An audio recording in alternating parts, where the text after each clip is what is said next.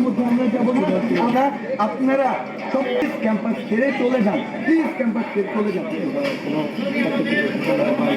এখানে এখনো পর্যন্ত এই ধরনের আমাদের আমাদের এই ধরনের কোনো ঘটনা হবে না এবং হচ্ছেও না।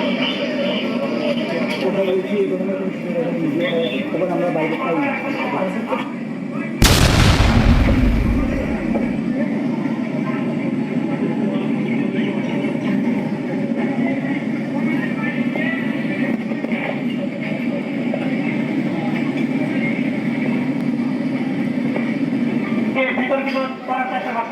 আপনারা যাদেরকে মনে হবে দুষ্কৃতিকারী, যারা মনে হচ্ছে স্বপ্রণোদিতভাবে ভায়োলেন্স করার চেষ্টা করছে, আমাদের আহ্বায়কদের কমান্ডের বাইরে গিয়ে কাজ করার চেষ্টা করছে, আপনারা ইনস্ট্যান্ট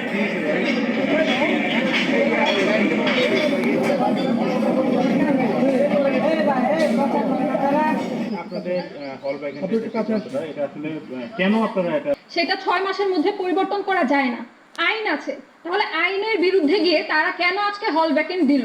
আর যেহেতু আমাদের নিরাপত্তার স্বার্থে হল ভ্যাকেন্ট দেওয়া হচ্ছে, বলা হচ্ছে এরকম, আমরা অনিরাপদ কেন? আমাদের উপর অতর্কিত হামলা হয়েছিল কেন? আমরা আমাদের ক্যাম্পাসে কেন অনিরাপদ ছিলাম? আর যারা আমাদের নিরাপত্তার বিঘ্ন ঘটায় তাদের বিরুদ্ধে কেন পুলিশ কাদের নিরাপত্তা দিচ্ছে? তাহলে করে এরকম অল্প সময়ের মধ্যে আমাদের কোনো দিনও সম্ভব না, কারণ আমাদের বাসা অনেক দূরে। আমরা কিভাবে এত সময়ের মধ্যে এতটুকু সময়ের মধ্যে আমরা অত দূর গোছায় যাবো? আমাদের চিন্তা করতো যে আমরা যাবো কিভাবে। তো তাহলে তো তারা এটার হচ্ছে একটা নির্দিষ্ট টাইম দিত বা অনেক দিন টাইম দিত, টাইম দিয়ে একটা ভাবনা চিন্তা করে হঠাৎ করে এভাবে দেওয়ার তো কোনো কারণ দেখতেছি না যে 4টার মধ্যে হল ছাড়তে হবে, এটা তো আমরা কোনোদিন মানবো না। সো এক্ষেত্রে আমি দেখতেছি যে তাদের উচিত ছিল আমাদের নিরাপত্তা বজায় রেখে তাদেরকে একটা সিদ্ধান্ত আসা উচিত ছিল যে না, ওরা থাকুক হলে, আমরা ওদের নিরাপত্তা নিশ্চিত করতেছি যে ক্যাম্পাসে কোনো ধরনের কোনো অস্থিতিশীল পরিস্থিতি তৈরি হবে না। এখন আমরা সিদ্ধান্ত করতেছি যে আমরা সবাই হলে অবস্থান করব। প্রভোস্ট ম্যাম আমাদের এসে আমাদের জাস্ট এইটুকু বলবে যে হচ্ছে তোমরা হলে থাকো। আমরা অনেক সময় দেখা যায় কি আমাদের হলের গ্যাস, বিদ্যুৎ, পানি এগুলো বন্ধ করে দেওয়া, হল ভ্যাকেন্ট মানে এগুলো বন্ধ করে দেওয়া। সো আমাদের এগুলো লিখিত দিতে হবে তাদের এসে যে না, আমরা এগুলো সবই তোমাদের জন্য সার্ভিস ঠিক রাখবো, তোমরা হলে নিরাপদ, এইটুকু আমাদের তাদের বলতে হবে লিখিত দিয়ে।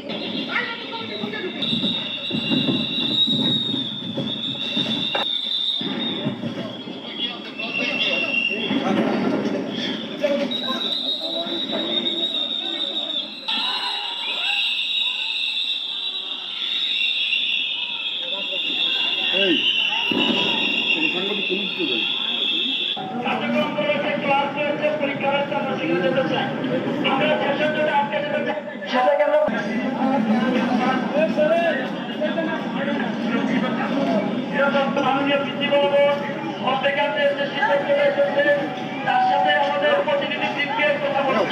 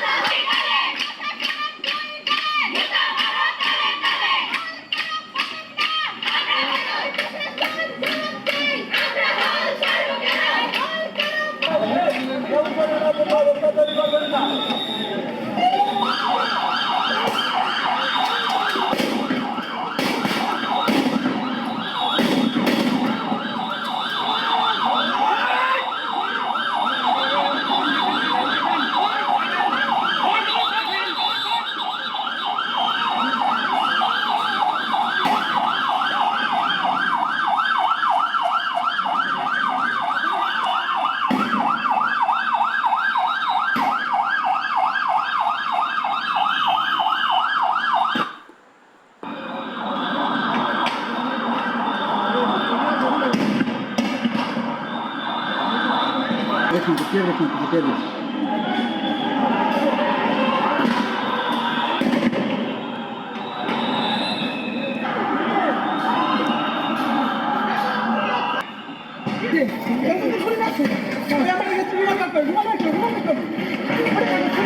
আমার সামনে তো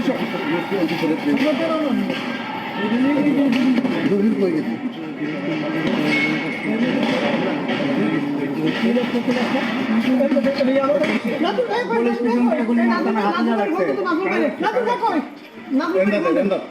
আমার হাতে ফোন ছিল আর ফোন শুদ্ধ নাম কি নাম কি নাম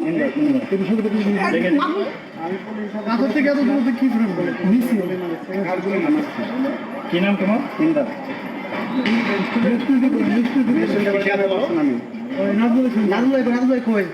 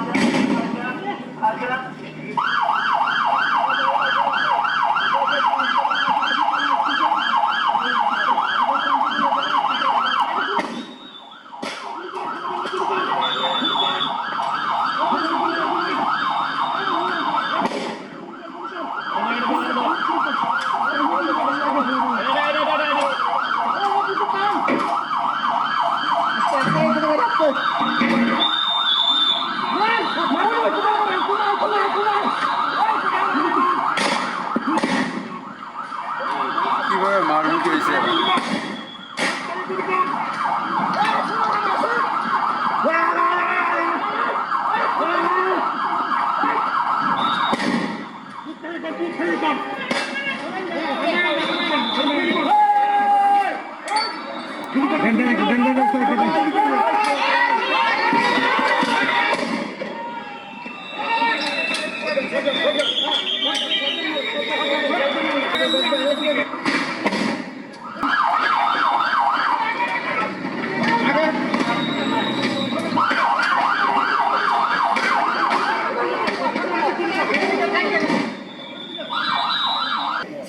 মেরেছে বিয়ারশিয়াল মেরেছে এগুলোর কারণ কি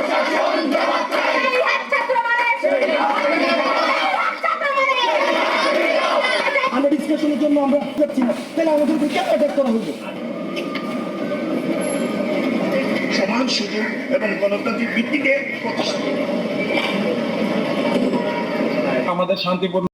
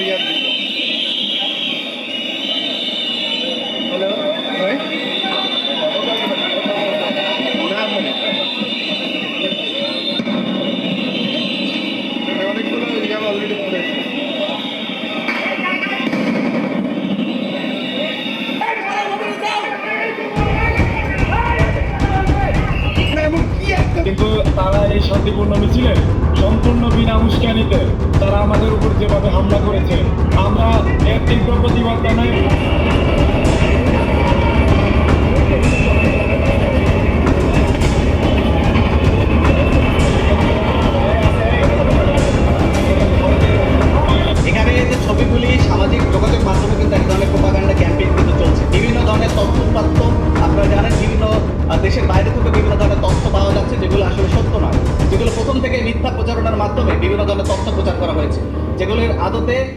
ধরনের সত্যতা পাওয়া যায়নি এবং আমাদের পররাষ্ট্র মন্ত্রণালয় থেকে বিভিন্ন দপ্তর থেকে এর কিন্তু প্রতিবাদ জানানো হয়েছে।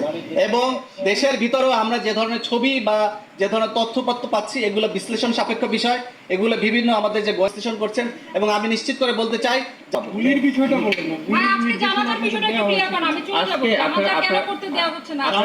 এখানে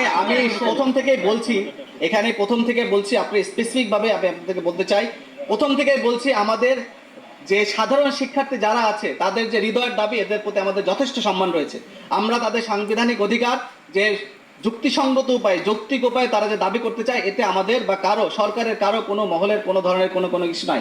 কিন্তু কেউ যদি এই সাংবিধানিক প্রক্রিয়ার মাধ্যমে কোনোভাবে অসাংবিধানিক কোনো প্রচেষ্টা বা উদ্দেশ্য হাসিলের জন্য কাজ করে সেখানেই আমাদের সমস্যা।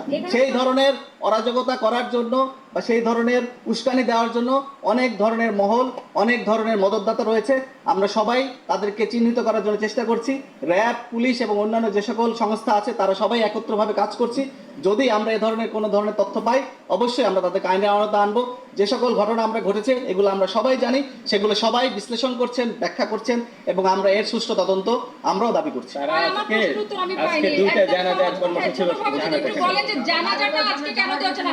যে রাজু ভাস্কর্যের ঢাকা বিশ্ববিদ্যালয়ের যারা সাধারণ শিক্ষার্থী আজকে এটা ডাবির সিন্ডিকেট সভায়, ঢাকা ইউনিভার্সিটি সিন্ডিকেট সভায় যে ধরনের সিদ্ধান্ত গ্রহণ করা হয়েছে আমরা আসলে তারই বাস্তবায়ন করছি। এখানে ঢাকা ইউনিভার্সিটির প্রশাসন তারা যেভাবে আমাদেরকে নির্দেশনা দিচ্ছেন আমরা সেই নির্দেশনা অনুযায়ী কাজ করছি।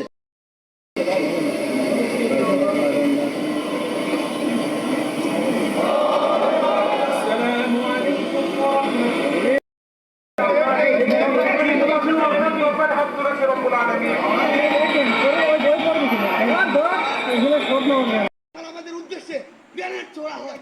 এই সাহস পুলিশ কোথায় পেল? পুলিশকে এই ক্যাম্পাসে ঢুকার অনুমতি কে দিল?